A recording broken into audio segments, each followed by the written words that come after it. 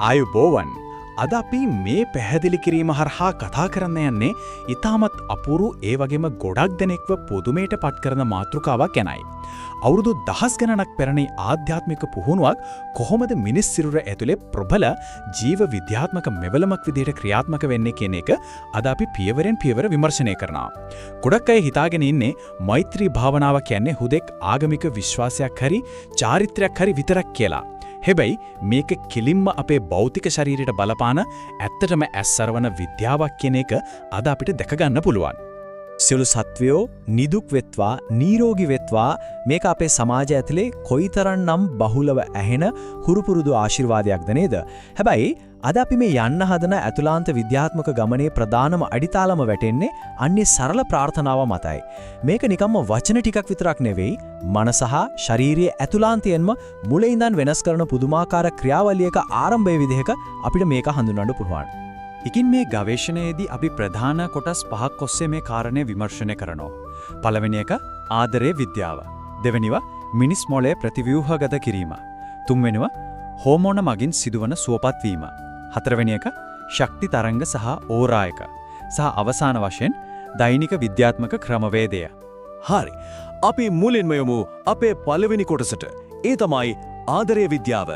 චාරිත්‍ර වලින් ඔබට මෙතන තියෙන ඇත්තටම පුදුම හිතන කාරණය තමයි නවීන විද්‍යාව මේ මෛත්‍රී භාවනාව දකින්නේ නිකම්ම හිත සංසුන් කරන ක්‍රමයක් විදිහට නෙවෙයි. විද්‍යාඥයන් මේක කෙලින්ම හඳුන්වන්නේ අපේ ස්නායු පද්ධතියේ ක්‍රියාකාරීත්වය සම්පූර්ණයෙන්ම වෙනස් කරන්න පුළුවන් විද්‍යාත්මකව තහවුරු කරපු බ්‍රේන් හැක් එකක් විදිහටයි. ඒ කියන්නේ මෛත්‍රිය කියන්නේ අපේ මොළයේ ව්‍යුහය අලුත් වඩා යහපත් විදිහට සකසන්න පුළුවන් ප්‍රබල යතුරක්. දැන් අපි දෙවන කොටසට එමු. මොළය වෙනස් කිරීම. ක්ෂුද්‍ර ගමන ආරම්භය. මේක තේරුම් ගන්න නම් අපි අනිවාර්යයෙන්ම අවධානය යොමු කරන්න ඕන සංකල්පයක් තමයි ස්නායුක නම්‍යතාවය. එහෙමත් නැත්නම් නියුරෝප්ලාස්ටිසිටි කියන න්‍යායය. අතීතයේදී විද්‍යාඥයන් පවා හිතාගෙන හිටියේ අපේ මොළය කියන්නේ වයසට යද්දී වෙනස් කරන්න බැරි තද අවයවයක් කියලා. ඒ දැන් පැහැදිලි වෙලා තියෙනවා.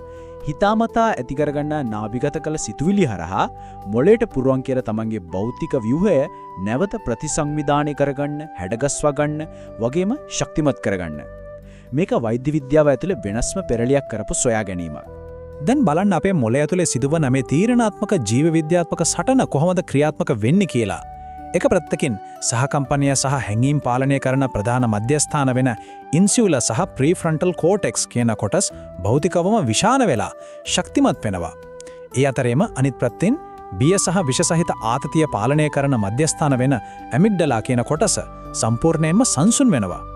සරලවම කිව්වොත් බිය සහ කෝපය ඇති කරන රියදුරාවන් නිහඬ කරලා අපේ හැඟීම් පාලනය කරන වීර්යයන්ව පෙරමුණට ගෙනීමක් මෙතනදී සිද්ධ වෙනවා. ඉතින් මේ ක්‍රියාවලියේ අවසන් ප්‍රතිඵලය මොකක්ද? මෛත්‍රිය අඛණ්ඩව ප්‍රගුණ කරන කෙනෙකුගේ මනස භෞතිකවම අභේද්‍ය බලකොටුවක් බවට පත්වෙනවා. මොන තරම් දරුණු බාහිර පීඩනයක් ආවත් කලබලයටපත් නොවෙන, ඊටමත් ඉහළින් ආතතියට ඔරොත්තු දෙන මනසක්. ඒ කියන්නේ ස්ට්‍රෙස් රෙසිස්ටන්ට් මොළයක් මේ හරහා නිර්මාණය වෙනවා. ඊළඟට තුන්වෙනි කොටස. හෝමෝනමය සුවවීම. සිරුරේ රසායනික වෙනස. මොළයේ ඉඳන් ඊළඟට අපි ශරීරයේ තාම දකින්න ලැබෙන මේ රසායනික වෙනස මවිද කරවන සුළුයි. මෙතනදී ප්‍රධාන දේවල් දෙකක් සිද්ධ වෙනවා. මෛත්‍රිය වඩනකොට ශරීරයේ තියෙන ඔක්සිටෝසින්, ඒ කියන්නේ ආදරයේ හෝමෝනය දැවන්ත විදියට ඉහළ යනවා. ඒත් එක්කම තරහව සහ ආතතිය නිසා නිකුත් වෙන විෂ සහිත කෝටිසෝල් හෝමෝනය ඊටාම වේගෙන් පහළ බහිනවා. සුවපත් කිරීමේ රසායනිකයන් මේ විදියට ඉහළ ගිහින් ශරීරයට හානි කරන විෂ සහිත රසායනිකයන් ශනිකව යටපත් වීම ඇත්තටම මනරම් ස්වභාවික ක්‍රියාවලියක්.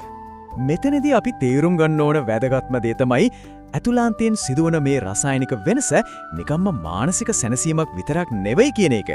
මේක ප්‍රබල ස්වාභාවික ඖෂධයක්. මේ ඔක්සිටෝසින් වර්ධනය නිසා රුධිර පීඩනය පාලනය වෙලා ස්ථාවර වෙනවා. සමස්ත හෘදයේ සෞඛ්‍ය ආරක්ෂා කරනවා. ඒ වගේම ලෙඩ රෝග වලට එරෙහිව සටන් කරන අපි ප්‍රතිශක්තිකරණ පද්ධතිය පුදුමාකාර විදිහට ශක්තිමත් කරනවා. ඒ කියන්නේ මේකෙන් සැබෑ භෞතික සුවපත් වීමක් අනිවාර්යයෙන්ම ලැබෙනවා. හරි, දැන් අපි යොමු හතරවෙනි කොටසට ශක්ති තරංග හා ඕරා බාහිරට විහිදීම. මේ ඇතුළාන්ත ජීව විද්‍යාත්මක ගවේෂණයේ උච්චතම අවස්ථාව විදිහට මේ දේවල් කොහොමද බාහිර පරිසරයට බලපාන්නේ කියන එක අපිට කතා කරන්න වෙනවා. මිනිස්යාගේ ශක්ති ක්ෂේත්‍රයේ එමත් නැත්නම් ඕරයක වචනේ පරිසමාප්තාර්ථයෙන්ම දීප්තිමත් වෙනවා කියන එක දැන් විද්‍යාත්මකව තහවුරුයි. මෛත්‍රී සාගත මනසකින් ඉහළ සංඛ්‍යාතයකින් යුත් ශක්ති තරංගමාලාවන් බාහිරට නිකුත් කරනවා කියන එක භෞතික විද්‍යාව තුළ පවා ඊටාම උනන්දුවෙන් කතාබහට ලක්වන සත්‍යයක්.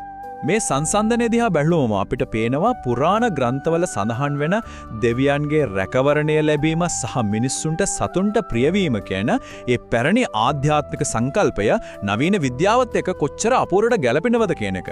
මෙහි විද්‍යාත්මක යථාර්ථය තමයි එක් පුද්ගලයෙකුගේ සාමකාමී සංසුන්්‍ය ස්නායු පද්ධතියෙන් නිකුත් වෙන තරංග අනිත් අයගේ කලබලකාරී ස්නායු පද්ධති භෞතිකවම සංසුන් කරනවා කියන එක. මෛත්‍රිය වඩන අය ළඟ ඉන්නකොට අන් අයට ලොකු සහනයක් නිවීමක් දැනෙන්නේ යන්නේ නිසයි. අපි දැන් අපේ අවසාන කොටසට පිවිසමු.